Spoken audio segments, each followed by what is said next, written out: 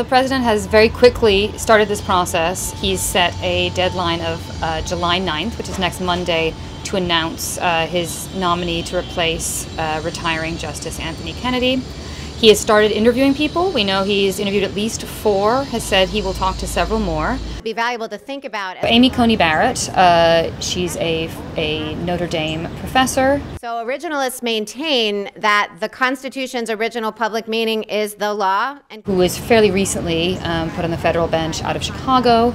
She got a lot of attention during her nomination process last year because she was questioned quite aggressively about her Catholic faith.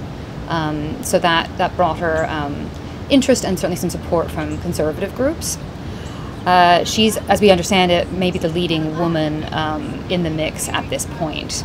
How generally to deal with a very rapidly changing marketplace. Brett Kavanaugh, he's a Yale-educated judge. He's on the he's an appellate court judge for the District of Columbia.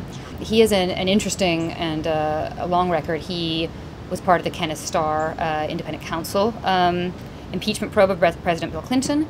He also served in the Bush White House. He's also, I think of all the options, he's been on the federal bench for quite a long time. So there's a long written record there. The court doesn't take those cases, and even with Justice Scalia on the court. KETHLEDGE is a University of Michigan graduate. He's on the Court of Appeals for the Sixth Circuit in Ohio. He also likes to work when he's writing from an office in a barn on Lake Huron.